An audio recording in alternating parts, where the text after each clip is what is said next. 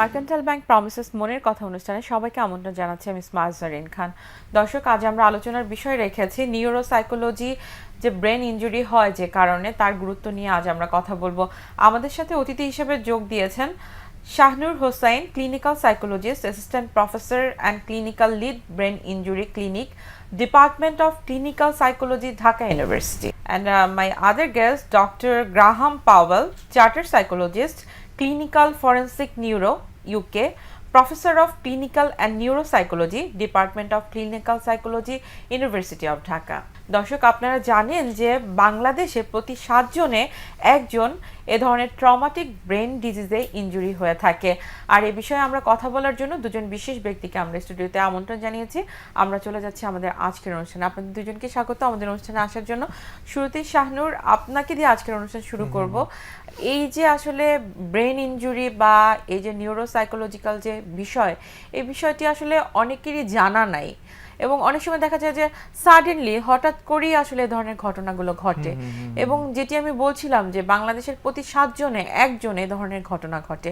আমার যারা টেলিভিশন সেটের সামনে দর্শক আছেন তাদের জন্য জানাবেন কি কেন এই ধরনের বিষয়গুলো হয় বা এর পেছনের কারণগুলো কি? আমরা জানি যে বাংলাদেশে প্রতিদিন কত দুর্ঘটনা ঘটছে, রোড ট্রাফিক অ্যাক্সিডেন্ট অসংখ্য, রাইট? এবং এই যে মানুষগুলো মারা যাচ্ছে ধরেন 20 থেকে 30 জন, কিন্তু ওই বাসগুলোতে বা ওই ট্রাকগুলোতে আরও যারা মানুষ থাকে তাদের অনেকেই হেড ইনজুরির শিকার হচ্ছে। তো এটা একটা মাধ্যম, মানে রোড ট্রাফিক অ্যাক্সিডেন্ট। এছাড়া মানে সারা দেশে প্রতিদিন প্রচুর মারপিটের ঘটনা ঘটছে এবং বাংলাদেশে দেখবেন এটা একটা কমন, কিছু একটা ঘটলেই ওর মাথায় মার, হ্যাঁ, এরকম। তো তাহলে এই যে হেড ইনজুরির এটা একটা বড় কারণ হচ্ছে।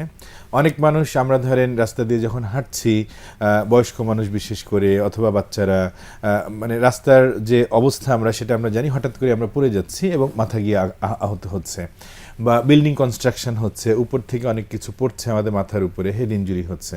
তাহলে এভাবে ট্রমাটিক ব্রেন ইনজুরি হওয়ার অনেক কারণ আমরা ডেইলি লাইফে এক্সপেরিয়েন্স করছি। হয়তো যারা আমরা যারা এখনও সেভাবে আক্রান্ত হইনি সেটা আমাদের সৌভাগ্য, কিন্তু প্রচুর মানুষ এরকম ইনজুরির শিকার হচ্ছে, যেটা আমাদের একটা স্টাডিতে আমরা এমনটা পেয়েছি। নট এটা পুরো বাংলাদেশের মানুষের জন্য প্রযোজ্য আমরা সেটা বলছি না, কিন্তু স্পেসিফিক বিভিন্ন এরিয়ার পপুলেশন নিয়ে আমরা যে স্টাডি করেছি সেখানে দেখা যাচ্ছে প্রতি 7 জনে একজনের মধ্যে ব্রেন ইনজুরি, এইভাবে ব্রেন ইনজুরির শিকার হয়। এছাড়াও ধরেন আরও অনেকগুলো কারণ আছে ব্রেন ইনজুরি। স্ট্রোক একটা বড় কারণ, বাংলাদেশে প্রচুর হচ্ছে। ব্রেন টিউমার হচ্ছে মানুষের প্রচুর। এছাড়াও ডিজেনারেটিভ বিভিন্ন ধরনের নিউরোলজিক্যাল ডিজিজ আছে, যেমন ডিমেনশিয়া, অ্যালজাইমার্স, রাইট? এগুলোর মাধ্যমেও মানুষের ব্রেইন ড্যামেজ হচ্ছে এবং তার একটা লং টার্ম ইমিডিয়েট কনসিকোয়েন্স আছে। সেই ফলাফলগুলো মানুষের সাইকোলজিক্যাল, ইমোশনাল, কগনিটিভ, বিহেভিয়ারাল নানা ধরনের ডিফিকাল্টিস তৈরি করছে। তাদের দেখছি যে স্ট্রোক, ব্রেন টিউমার, ইনফেকশন, তারপরে হচ্ছে ট্রমাটিক ব্রেন ইনজুরি, তারপরে আপনার নানা ধরনের ব্রেন ড্যামেজ, এগুলো অনেক সময় দেখা যায় যে সাডেনলি হঠাৎ করেই হয়ে যায়। অ্যান্ড দেন আসলে রোগী বা তার আশেপাশের লোকজন বুঝতে পারে না যে এই সাইকোলজিক্যাল চেঞ্জগুলো, এগুলো কিভাবে আসলে বুঝবে যাদের এ ধরনের প্রবলেমগুলো সাডেনলি হচ্ছে? অনেকে বুঝতে পারছে না যে তার স্ট্রোকের পরই তার সাইকোলজিক্যাল একটা চেঞ্জ চলে আসছে। আমার মনে হয় মানে গ্রাহাম উইল এক্সপ্লেইন মানে very good on this issues, but আমি এটুকু বলতে পারি যে ধরেন যখনই একটা ব্রেইন আহত হচ্ছে কোনো না কোনোভাবে, আমরা যতগুলো কারণ বলছি, brain is the most important part of our body. তো ও আমাদেরকে সব কিছুর সাথে কানেক্ট রাখছে, আমাদের ব্রেইন। যেমন আমরা একজন আরেকজনকে দেখছি, একজন আরেকজনের কথা শুনছি, সেটা বুঝতে পারছি, এবং যে প্রশ্ন আপনি করছেন সেই প্রশ্নের প্রেক্ষাপটে আমাকে কোন উত্তর দিতে হবে সেটা আমি তৈরি করছি, এবং এগুলো করার জন্য ব্রেইনের বিভিন্ন অংশ রেসপন্সিবল। যেমন এই অংশটা যদি কাজ না করে, ব্রোকাস এরিয়া, তাহলে আমি কথা বলতে পারবো না। আবার আমার ধরেন ওয়ার্নিক্স এরিয়া এই দিকে আছে একটা জায়গা, সেটা যদি কাজ না করে, আপনি আমাকে যা বলবেন আমি সেটা বুঝতে পারবো না। তাহলে যখন একটা মানুষের ব্রেইন ইনজুরি হচ্ছে, ব্রেইনের কোন জায়গাটা আহত হচ্ছে, কোন জায়গাটায় ক্ষত হচ্ছে, ওই জায়গার সাথে রিলেটেড যত রকমের ফাংশন আছে সব ক্ষতিগ্রস্ত হবে। তো আপনি যেটা বলছেন যে কিভাবে আমরা বুঝবো, ইমিডিয়েট একটা চেঞ্জ হলো যে এখন আমরা খুবই সচেতনভাবে আমার চারিপাশের সব কিছুর সাথে কানেক্টেড আছি, কিন্তু যখনই আমার ব্রেইন একটা কনকাশন হবে বা একটা ইনজুরি হবে তখন আমার এই সচেতনতাটা এইভাবে কাজ করবে না, আমার মধ্যে খুবই কনফিউশন কাজ করবে, কি ব্যাপার আমি এটা বুঝতে পারছি না, এটা দেখতে পাচ্ছি না, এরকম একটা আবছার মধ্যে আমরা চলে যাব। তো এটা একটা কমন সিমটম যে যখনই আমরা বুঝি যে আমি কনফিউজড, আমার চারপাশে কি ঘটছে আমি বুঝতে পারছি না, তখন আমাদের দেখতে হবে যে এটা কি ব্রেইন ইনজুরির কারণে হচ্ছে কিনা, রাইট? এছাড়াও আরও নানা ধরনের সিমটম আছে যে সিমটমগুলো একটা মানুষের ব্রেইন ইনজুরি হলে ইমিডিয়েটলি সেটা প্রকাশ পাবে, সেটা শারীরিকভাবে, মানসিকভাবে, আচরণগত দিক থেকে। আমার মনে হয় গ্রাহাম এটাকে আরো ভালো এক্সপ্লেইন করতে পারবে। Graham, welcome to our show. Can you explain difference between neuropsychologist and clinical psychologist? A neuropsychologist deals with the brain, directly with the brain. I have brought a model of the brain with me. We all have one of these. Okay. And this brain controls our behavior, our emotions, and our thinking. So this brain makes us play cricket. This brain can control mental health? This brain controls walking up and down stairs, all of our behavior. And for example, it can control obsessional behavior, mental health behavior. If our brain goes wrong, we might behave repetitively. We might have obsessional behaviors. It also controls cognition. It controls thinking, memory. Memories that tend to be stored in the middle of the brain. And it controls reasoning. The front of the brain controls problem solving, thinking, reasoning. And it also controls emotions. If it wasn't for the brain, we wouldn't feel love, we wouldn't feel anger. And that's controlled by areas of the brain inside the front part. So, the different areas of the brain control different things. And neuropsychology is about understanding what has been damaged and how the changes in the person relate to the damage. So what is the major part of the brain? Which part is important? The major part of the brain, here's the left side, here's the right side. The biggest part is the frontal part. And this is what separates us from animals, because this is the thinking part, the frontal region. This is to do with planning ourselves, organizing ourselves, building spaceships, wanting to go to the stars. It's about aspirations and how we can take steps to what we want to achieve. So the frontal lobes here are the thinking parts of the brain. And then, though, there are little tiny areas that are very important. My friend Shahnoor mentioned language, mentioned Broca's area. Here on the left side of the brain, so if your left brain has a stroke, for example, or if your left brain has an impact like that, the left brain can become bruised. And here is a special part of the brain that understands language. And you can understand what I say because that bit of your brain is working. If that bit of your brain was damaged or bruised, then you wouldn't understand what I was saying. Upper part is inactive, lower part is active. Yes. So there are two areas of language.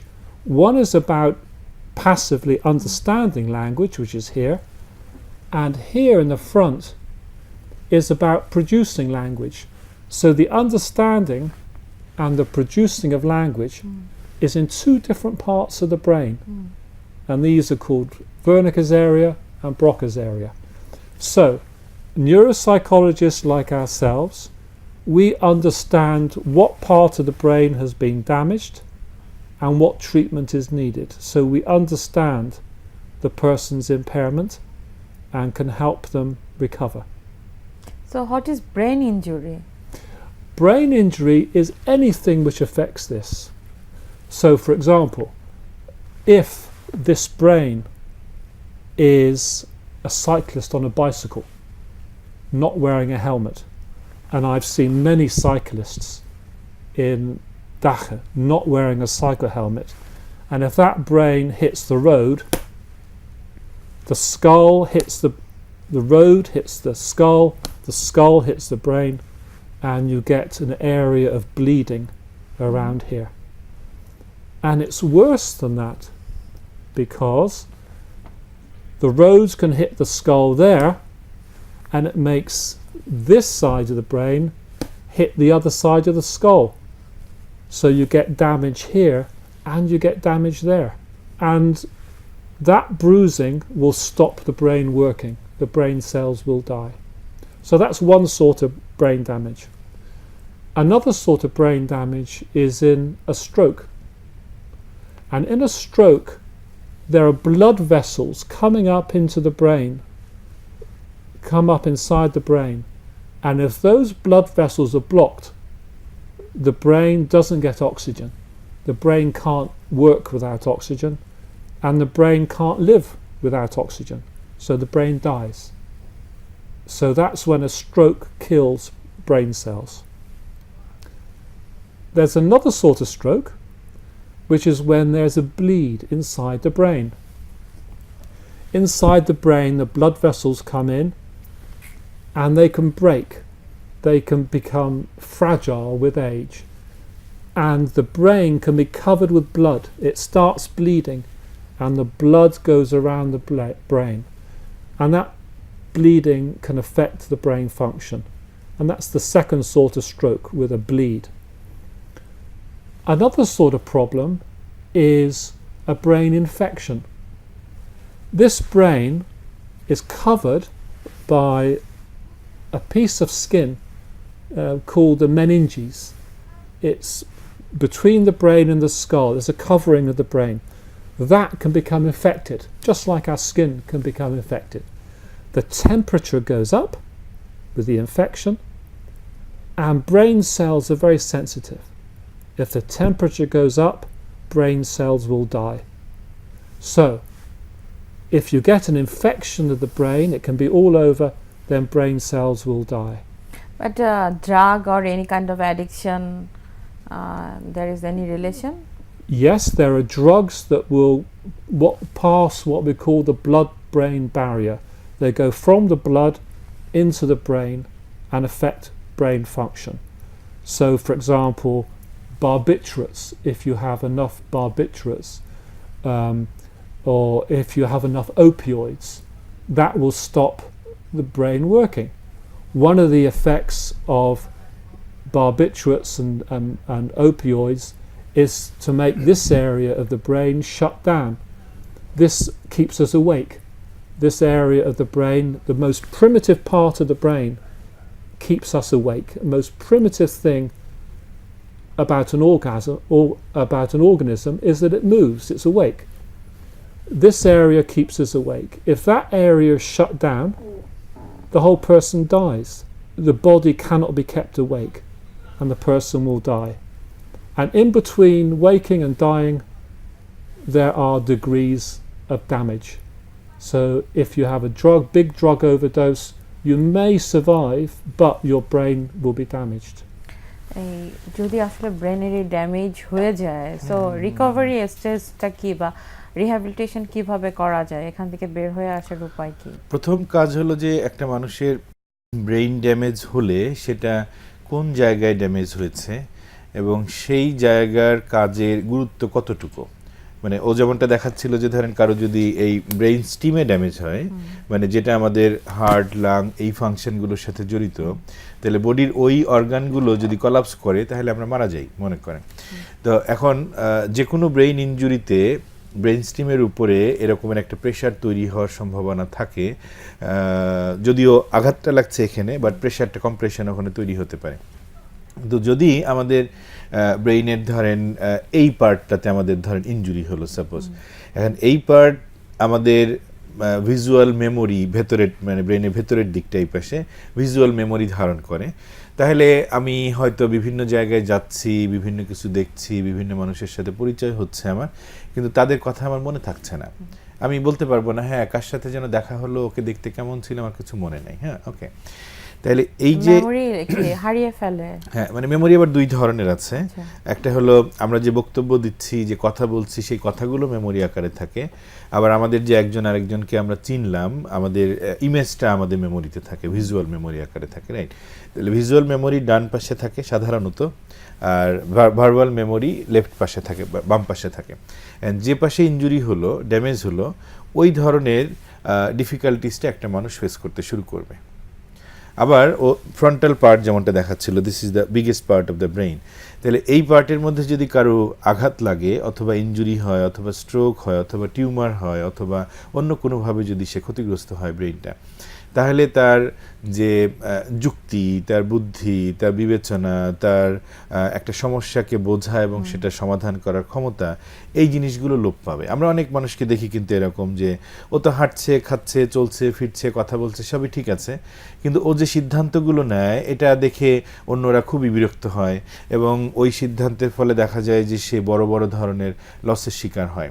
কেন হচ্ছে? ওর সেই জাজমেন্টটা সঠিকভাবে কাজ করে না, because তার frontal ব্রেইনের হয়তো কোনোভাবে ড্যামেজ হয়েছে। আবার কারো কারো ক্ষেত্রে এমনটাও হতে পারে যে ছোটবেলা থেকে ডেভেলপমেন্টের সময়ই হয়তো তার ফ্রন্টাল পার্টের ডেভেলপমেন্ট যথেষ্ট ভালোভাবে হয় নাই। Graham, what is your point of view about neuropsychology assessment?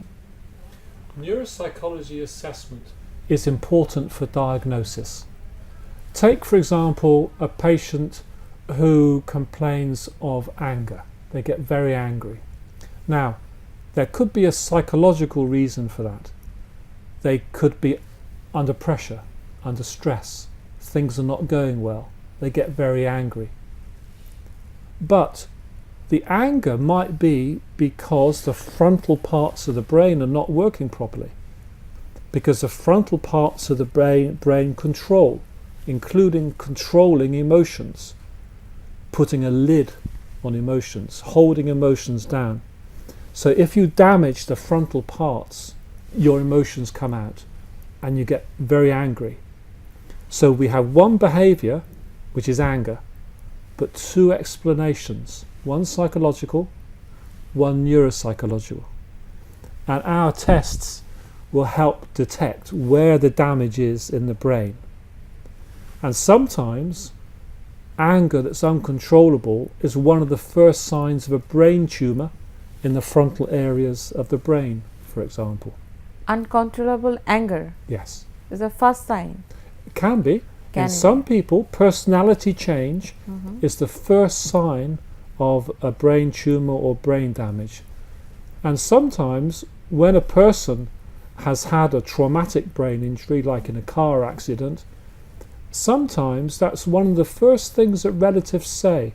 They're not quite the same person because their emotions have changed. Sometimes they get very angry very, very quickly. Sometimes they get very disinhibited, so they might do things that are embarrassing. And sometimes it's actually the opposite, when their emotions are dead. They have no empathy. You can have the opposite pattern as well. So emotional signs are not just for clinical psychology to treat. Emotional signs are things for us to notice, because it might indicate brain damage, a tumour, and it might later on, if they've had brain damage, indicate that we've got to do something about it. We've got to help them control the emotion, or we have to help them become more emotional, to see emotions again. Because let's suppose a person is married. Let's suppose the man has the brain damage. Let's suppose his emotions are damaged. Now he has a wife. The wife notices that he doesn't behave towards her in the same way. His emotions are different. And also, he doesn't see the emotions in his wife. So the connection between them is lost. They become more distant. And that's a horrible thing for a spouse, to feel more distance from your husband or your wife. And so one of the things that we have to do is not just work with the person with memory problems or thinking problems, but to work with the couple or with the family, because the person's behaviour towards the children may change and the children may not understand what's happened to my dad. Why are they different? Why don't they cuddle me in the same way? Why don't they seem to love me in the same way? So we work not just with the patient, but also with the patient's family. The patient has suffered an impact, but the family has suffered an impact too. এই ক্ষেত্রে একটি বিষয় কিন্তু খুব important, যে সারা বাংলাদেশে আপনি বলছিলেন যে প্রতি 7 জনে একজন এরকম traumatic, anger, heart attack, disease, বিভিন্ন ধরনের অনেকগুলো কারণেই এই ব্রেন মেমোরি লস হয়, যেটি গ্রাহাম বলছিলেন যে ড্রাগ একটা অন্যতম কারণ হতে পারে, এবং ড্রাগের পরবর্তী স্টেপ যেটি হয় যে থিঙ্কিংয়ের বা চিন্তার ধারাবাহিকতা না থাকা। তো যারা আসলে টেলিভিশন সেটের সামনে আছেন তাদের পরিবারে অনেকেরই হয়তো এই ধরনের সমস্যা আছে বা এক্সপ্লেইন করতে পারছে না ফ্যামিলি মেম্বারদের সাথে, এবং যেটি গ্রাহাম বলল যে রিলেশনশিপের একটা গ্যাপ কিন্তু চলে আসে। তো সেই সব ক্ষেত্রে তাদের মানে এখান থেকে বের হয়ে আসার সলিউশনগুলো কীরকম? একটা সলিউশন হলো পরিবারের লোকজনেরা যখন এটা নোটিস করছে যে আমার পার্টনার, সেটা আমার হাজব্যান্ড হোক বা আমার ওয়াইফ হোক বা আমার বাবা মা ভাই বোন হোক, তাদের পার্সোনালিটির মধ্যে একটা চেঞ্জ, মানে আমরা আগে তাদেরকে যেভাবে চিনতাম, যে হয়তো বাচ্চা এসে একটু রাগ করে বাবার সাথে কথা বলছে, বাবা বুঝতে পারতো যে আচ্ছা ওর কোনো কারণে কষ্ট হচ্ছে, ওর কোনো কারণে খারাপ লাগছে, তাই হয়তো রাগ করছে, ওকে উনি থামাতেন, বোঝাতেন, তারপরে হয়তো এটা নিয়ে ডিসকাস করে প্রবলেমটা সলভ হতো।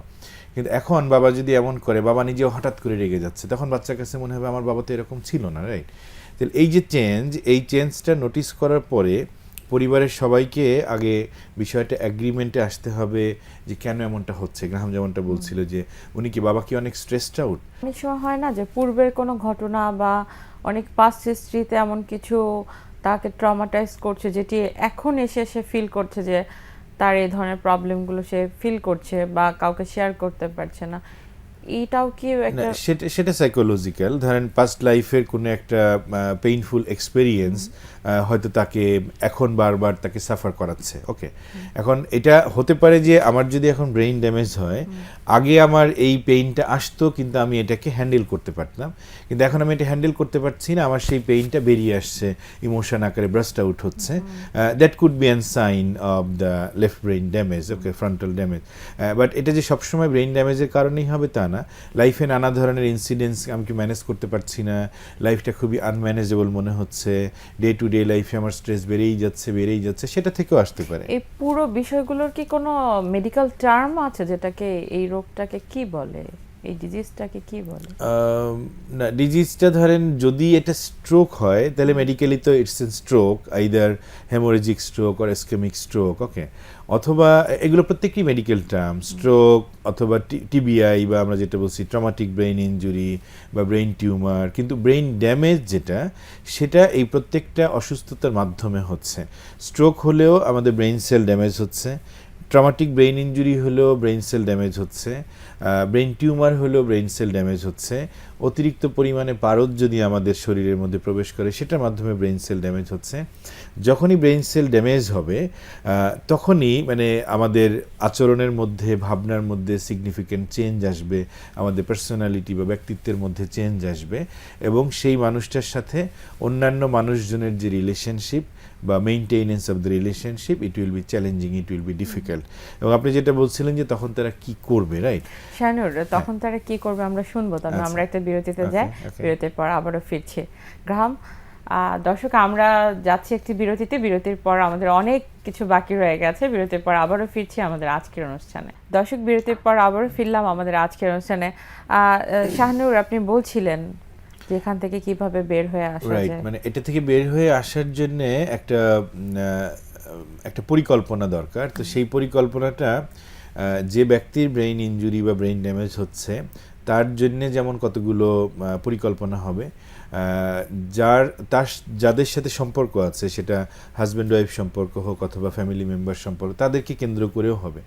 সো এই পুরো প্রক্রিয়াটা একটা রিহ্যাবিলিটেশন প্রসেসের মাধ্যমে হয়, ব্রেন ইনজুরি রিহ্যাবিলিটেশন বলা হয়। থেরাপির মাধ্যমে কি ঠিক করা সম্ভব? এক্স্যাক্টলি, মানে within the brain injury rehabilitation service, এটার ভেতরে সাইকোথেরাপি, বিহেভিয়ার থেরাপি, নানান ফর্মের cognitive therapy, occupational therapy, physiotherapy, অনেক কিছু আছে।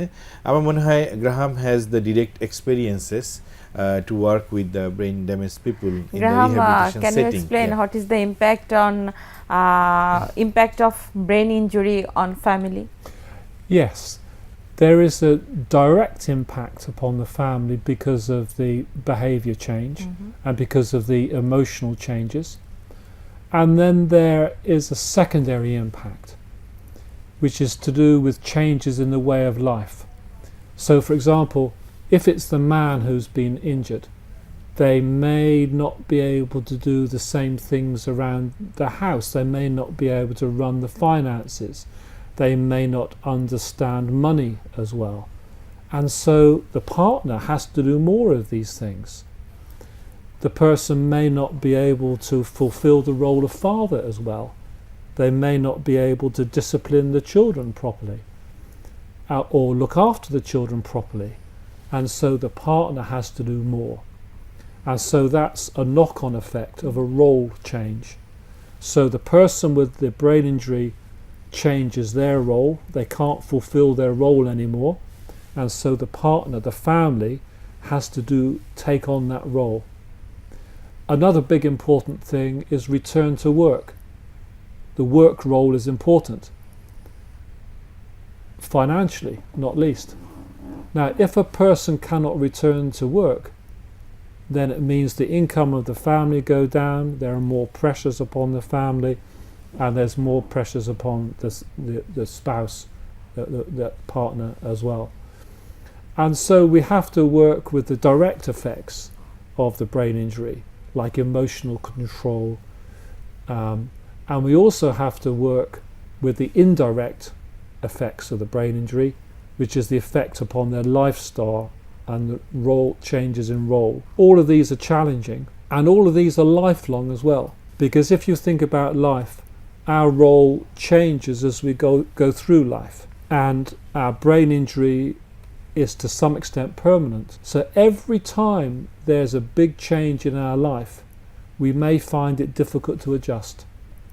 So we don't just want to treat the person, we want to treat the family, and then we want to be with them as they go through the lifespan. How will they adjust to the children leaving home? How will they adjust to bereavement if their parents die? But how brain injury is connected with mental health? Brain injury is connected with mental health in two ways. First of all, the brain itself is the seat of emotion. Brain connections govern things like depression. And if those connections are messed up, then you're more likely to feel depressed. So the brain damage itself can produce depression. So that's one direct mental health effect. But also you get depression because of the changes in your way of life. If a person, say the woman has been injured, if the person has been a good mother to their children and now is no longer as good a mother to their children because they're not organised enough to cook, they forget where the children's clothes are, they're not doing their role well, then they get depressed. So family environment is also Absolutely. You can be depressed because of the fact of brain damage and depressed because of the impact of the brain damage on your way of life and your relationship. Trauma situation গুলোতে কোন জায়গায় ঢাকাতে support দেওয়ার মতো organisation আছে যেখানে মানে এই ধরনের যারা পেশেন্ট তারা থেরাপি বা অন্য ধরনের যদি তার ট্রিটমেন্টের প্রয়োজন হয় সেটি নিতে পারবে? ওকে, ট্রমাটিক ব্রেইন ইনজুরি যদি হয়, ধরেন রোড ট্রাফিক অ্যাক্সিডেন্টের, কার অ্যাক্সিডেন্টের মাধ্যমে, তখন the biggest service centre is neurosurgery department of Dhaka medical college, right? মানে এটা জায়গা কম, মানুষ কম, কিন্তু প্রচুর মানুষ। আমরা যদি যাই, আমি যখন ওখানে কাজ করতে যাই তখন দেখি পৃথিবীর কোনো দেশে একটা ডিপার্টমেন্টে এত রুগী আসে, এটা চিন্তা করার মতো নয়, রাইট? মানে প্রত্যেক দিন ধরেন রোড ট্রাফিক অ্যাক্সিডেন্টে 50-60 জন করে পেশেন্ট ভর্তি হচ্ছে ব্রেইন ইনজুরি নিয়ে। তো বাংলাদেশে বিভিন্ন জায়গা থেকে আবার রেফার হয়েও এখানে আসে, কিন্তু স্টিল যতগুলো মেডিকেল কলেজ আছে, নিউরোসার্জারি ডিপার্টমেন্ট যেখানে আছে, সেখানে এই পেশেন্টগুলো ইনিশিয়াল যে সেবা তাদের দরকার, হয়তো ব্রেইন ইনজুরি হয়ে তাদের ব্রেইনের মধ্যে একটা রক্ত জমাট বেঁধে গিয়েছে, অথবা স্কাল ফ্র্যাকচার হয়েছে, কম্প্রেশন তৈরি হয়েছে, সেরিব্রোস্পাইনাল ফ্লুইড এলোমেলো হয়ে গিয়েছে, মানুষটা খুব অস্বাভাবিক ভাবে নিঃশ্বাস নিতে পারছে না। সবচেয়ে মজার বিষয় হচ্ছে যে শরীরের কোথাও কেটে গেলে দেখা যায়, বাট ব্রেনে ইনজুরি হলে চোখে দেখা যায় না। এক্স্যাক্টলি, কিন্তু এটা ভেতরে হবে, ভেতরে হবে, কিন্তু প্রকাশটা হবে বাহ্যিকভাবে। একটা মানুষ খুব ছটফট করছে, কিন্তু ওর কোথায় কি হয়েছে কেউ কিছু দেখতে পাচ্ছে না, কিন্তু it could be connected with the brain, feel করছে সামথিং রং। তো যখনই ট্রমাটিক ব্রেইন ইনজুরি হবে, ইনিশিয়ালি তাকে মেডিকেল কলেজগুলো না পেলেও যেখানেই থাকুক তাকে একটা হসপিটালে যেতে হবে একটা মানুষকে, রাইট? এবং হসপিটাল যে ডক্টররা আছেন ওনারা প্রত্যেকেই ওই রুগীটাকে ম্যানেজ করবেন, তাকে মেডিকেলি স্টেবল করবেন। তারপরে আমরা যেটা আলোচনা করছি আজকে, নিউরোসাইকোলজিক্যাল সার্ভিস, যে কেউ যখন মেডিকেলি স্টেবল হয়ে যাবে তখন আমরা তার মধ্যে বিভিন্ন ধরনের ডেফিসিয়েন্সি খুঁজতে থাকবো আস্তে আস্তে, যে ওর কি মেমোরি ঠিক মতো গঠন হচ্ছে। একটা নিউরোসাইকোলজিক্যাল ইনস্টিটিউট আছে, হ্যাঁ, একটা আমাদের ন্যাশনাল নিউরোসায়েন্স ইনস্টিটিউট আছে, সেখানে ট্রমাটিক ব্রেইন ইনজুরির সার্ভিসটা ওইভাবে এখনো চালু হয়নি, কিন্তু ব্রেইন টিউমার, স্ট্রোক বা ডিমেনশিয়া ইত্যাদি ধরনের যে ডিমেনশিয়া রোগটা কি আসলে, এটা কি আবার এখান থেকে আসে? I think Graham can explain better. Graham, what is dementia? Dementia is when the brain starts aging. We have thousands of millions of brain cells, and we lose thousands of brain cells every day. Okay. Now, we can manage that. We've got so many brain cells, we can afford to lose them. But eventually, towards the end of our life, we haven't got so many brain cells left. So brain cells that are there are having to do more work, and they're not as efficient, and they don't remember things as well. So normal aging is a process of slowly declining memory and thinking and problem solving. That's normal aging. That will happen to me, it will happen to you, it will happen to all of us. But there's an illness called dementia, and that illness makes us decline more rapidly. It makes us lose brain cells more rapidly. And so the effects of aging are accelerated. And it starts off just by the person being more forgetful than they should be at their age. And we call that mild cognitive impairment. That's often the first sign. But is this a city-based problem or an urban or village-based problem, or everywhere? Well, this is do you mean in terms of countries or?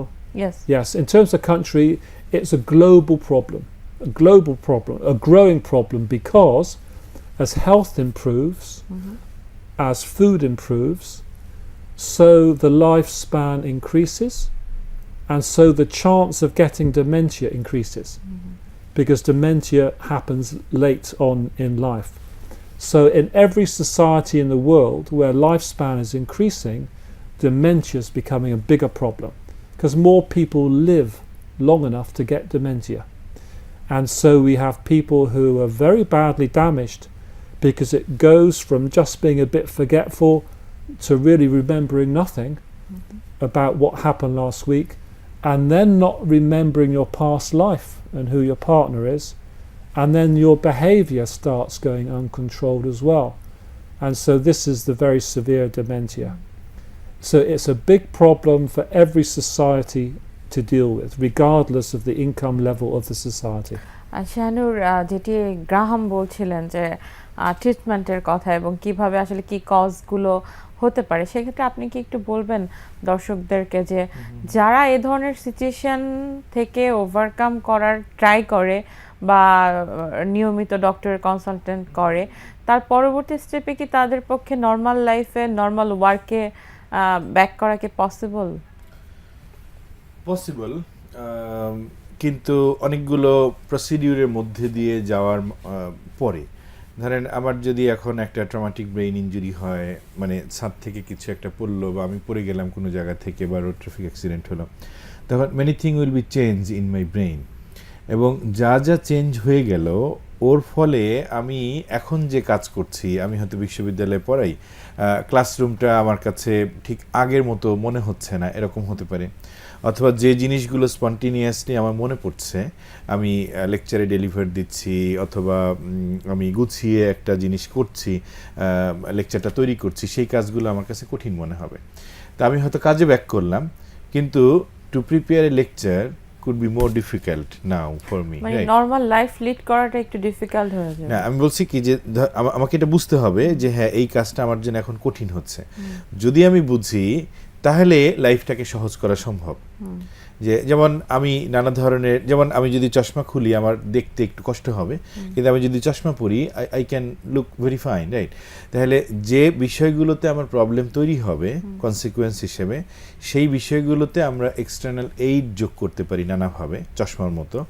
অথবা আমার মধ্যে নানা রকমের strategy, যেমন ও একজন neuropsychologist হিসেবে সে আমাকে help করতে পারে যে আমি কোন ধরনের স্ট্র্যাটেজি ব্যবহার করলে আমার এই গোটা ক্লাসের নোটসগুলোকে একসাথে বুঝে একটা সুন্দর লেকচার তৈরি করা আমার পক্ষে হয়তো সম্ভব।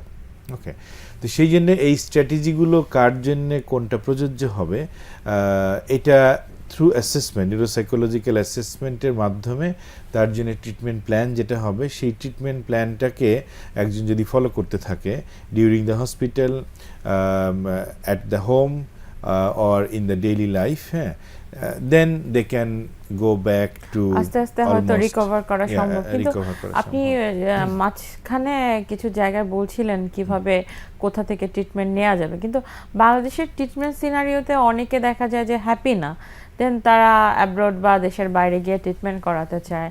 আর গ্রাহাম যেহেতু ইউকের সাথে আছে, তো সেক্ষেত্রে কি কোনো আদার্স তাদের অপশন আছে যারা দেশের বাইরে গিয়ে এই ধরনের ট্রিটমেন্টগুলো করাতে চায় এবং সাথে সাথে মেন্টাল হেলথেরও একটা রাখতে চায়? রাইট, এখন দেশের বাইরে যাওয়াটা মানে it's not a good practice, কারণ সব মানুষের পক্ষে এটা কিন্তু সম্ভব হয় না। কারণ যখন আপনি দেখবেন যে হ্যাঁ আপনি ব্রেন ইনজুরি হলে আপনি সিঙ্গাপুর চলে গেলেন বা ইউকে চলে গেলেন, তখন আমি সাধারণ মানুষ হিসেবে আমারও মনে হবে আমারও ওখানে যেতে হবে, কিন্তু আমি অ্যাফোর্ড করতে পারছি না। তখন আমার কাছে মনে হবে আরে আমি বিনা ট্রিটমেন্টে মারা যাব। কিন্তু আমাদের এখানে ট্রিটমেন্ট ফ্যাসিলিটিসটাকে আরও বাড়াতে হবে, এটা সত্য। যেমন ইংল্যান্ডে হেডওয়ে একটা অর্গানাইজেশন আছে, তাদের ভেরি গুড ওয়েবসাইট আছে। সেই ওয়েবসাইটে একটা মানুষ গিয়ে তার ব্রেইনে যে কোনো ধরনের প্যাথোলজি হলে কেন হচ্ছে, কিভাবে হয়েছে, কি কি সমস্যা তার হতে পারে, কোথায় কোথায় গেলে সে চিকিৎসা পাবে, সব কিছু তাদের ওয়েবসাইটে এরকমটা দেওয়া আছে। দেন আমাদের এরকম তৈরি করতে হবে। কিন্তু স্টিল এখন পর্যন্ত আমাদের সার্ভিসগুলো অতটা ভালোভাবে সাজানো তা নয়। কিন্তু মেডিকেল কলেজগুলোতে যেমন নিউরোসার্জারি ডিপার্টমেন্ট আছে, সেখানে তারা সেবা পাবে।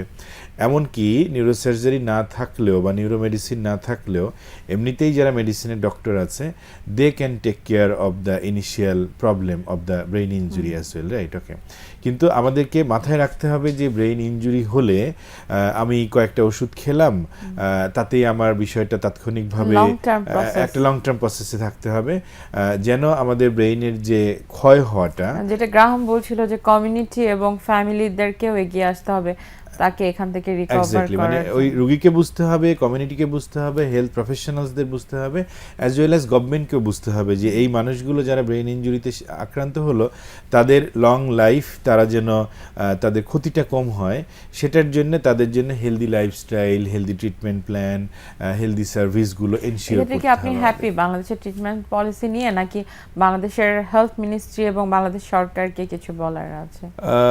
না, আমি বলবো যে আমাদের লোকবলের সংকট আছে, যেমন ইংল্যান্ডে আই থিঙ্ক কয়েকশো নিউরোসাইকোলজিস্ট আছে, কিন্তু বাংলাদেশে আমরা কেউই নাই মনে করেন। আমরা এখন মাত্র গত 4-5 বছর ধরে আমরা শুরু করেছি আমাদের ইউনিভার্সিটিতে ক্লিনিক্যাল সাইকোলজি ডিপার্টমেন্টে। গত 2 বছর ধরে আমরা এই ব্রেন ইনজুরি পেশেন্টদেরকে আমরা সেবা দিচ্ছি, neuropsychological assessment and treatment plan দিচ্ছি। But this is the only one centre in Bangladesh, right? এখন এখানে কয়জন মানুষকে আমরা সেবা দিতে পারবো? মানে we need to produce more neuropsychologist, এবং বিভিন্ন সাইকোলজিস্টদের মধ্যে নিউরোসাইকোলজি নলেজগুলো মানে ট্রান্সফার করা, ডক্টরদের মাঝে ট্রান্সফার করা, এবং একটা টিম ওয়ার্ক তৈরি করা, এনশিওর করা সেটা প্রত্যেকটা রুগীর জন্যে যারই ব্রেন ইনজুরি হলো সে মেডিকেল ট্রিটমেন্ট পাবে, নিউরোসাইকোলজিক্যাল ট্রিটমেন্ট পাবে, অকুপেশনাল থেরাপি ট্রিটমেন্ট পাবে, ফিজিওথেরাপি ট্রিটমেন্ট পাবে। এভাবে আমরা টিমটাকে সঠিকভাবে তৈরি করতে পারলে তাহলে এই মানুষগুলো সঠিক রিহ্যাবিলিটেশন হবে এবং তারা একটা কোয়ালিটি লাইফ তারা ফিরে পাবে এবং রিলেশনশিপ সহ। এক্ষেত্রে কি গভর্নমেন্টের আরো কোনো পলিসি অ্যাড করা উচিত যাতে আরো বেশি হসপিটালগুলোতে এই ডিপার্টমেন্টগুলো চালু করে? সব হসপিটালে তো অ্যাভেলেবেল না এ ধরনের therapy. I think this question could address Graham properly. Graham, are you happy in terms of Bangladesh treatment policy and in the current context of brain injury treatment in Bangladesh? Can you explain? Well, I'm very happy with the way that in Bangladesh clinical psychology has grown and been supported. And Dhaka clinical psychology is the best in Bangladesh. And the next step, though, is to develop these specialist areas. Above clinical psychology, there are some very specialist areas like neuropsychology which need to be developed. And it does need government support, and it does need the support of the universities as well. So the universities need to run courses in neuropsychology, and students have to be enabled to come on those courses. Need government support or any change their policy? Well, I think that there needs to be government posts. Okay. That will be a key thing, to have government posts in neuropsychology. The government can also do something to prevent brain injury as well. Let's not forget prevention. Now, last night I was watching TV.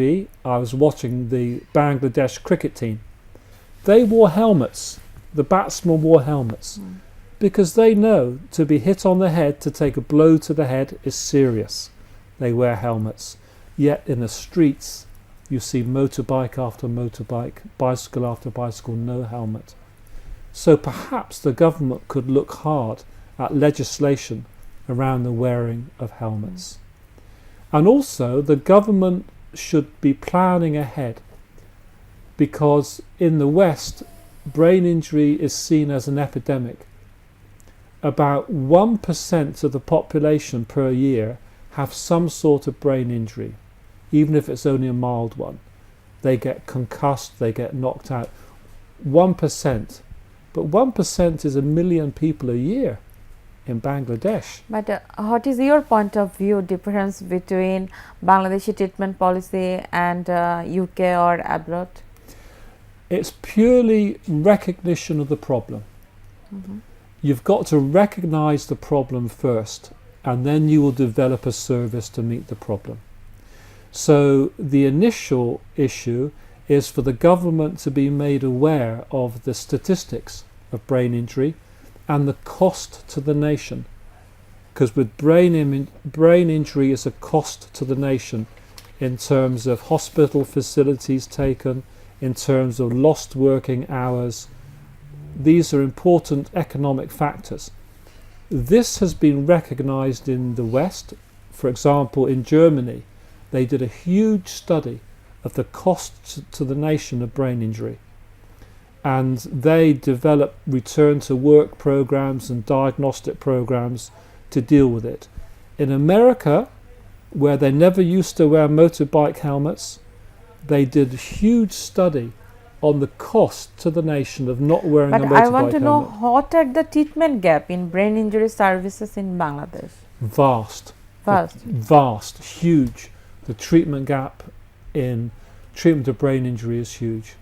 There are hundreds of thousands of people at any one time who need advice about their brain injury and get nothing.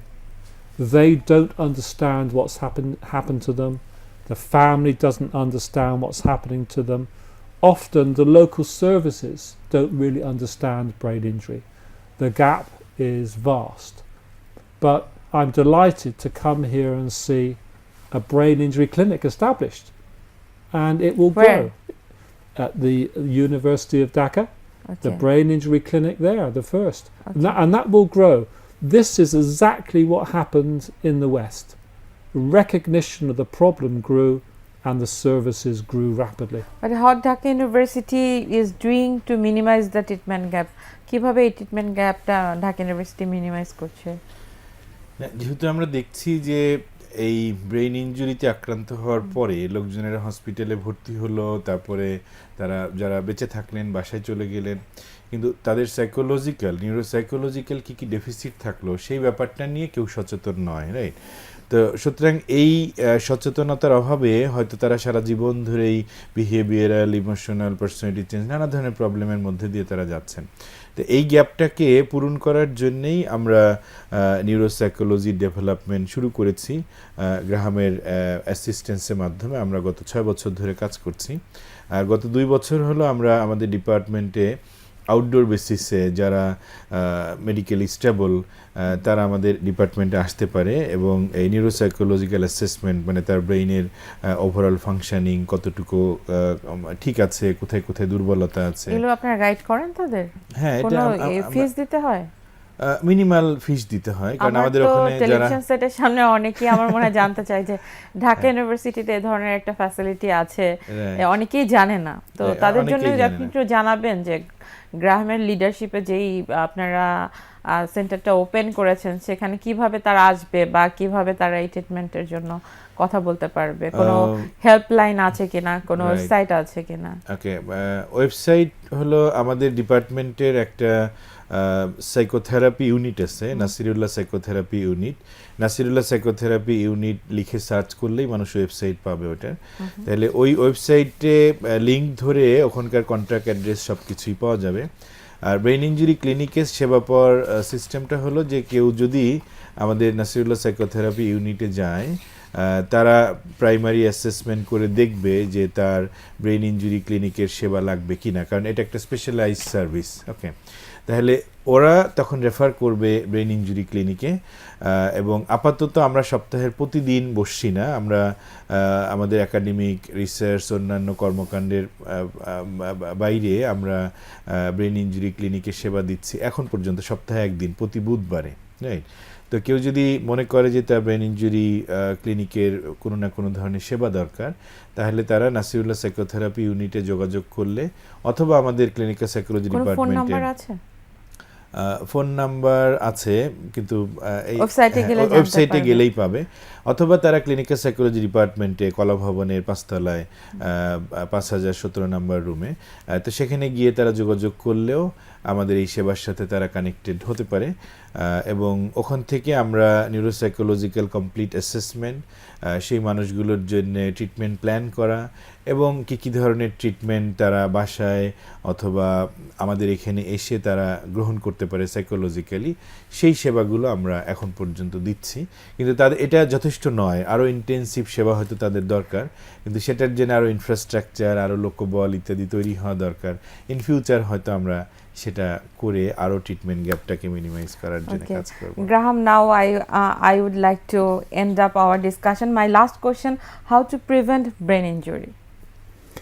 I think we prevent brain injury in different ways at different ages. Children need protection from falling over, so homes have to be made safe, places have to be made safe, because falling over is the biggest source of injury in children. The work environment needs to be made safe, everyone's work environment. And so people who work with chemicals must be kept safe, because the chemicals can cause brain damage. The construction industry. And so many medicines. Yes, the medicines have to be properly controlled. The physical environments can be improved so that people wear helmets, for example. And then in the elderly, their homes have to be made safe so they're not going to fall over again. So these are ways in which head injury can be prevented in the first place. And in the future, I do think we must contact people in different ways. We will be making some videos and put them on YouTube, videos about brain damage and brain injury, to tell people about the cognitive effects, the emotional effects, the behavioural effects, something about families and something about treatment.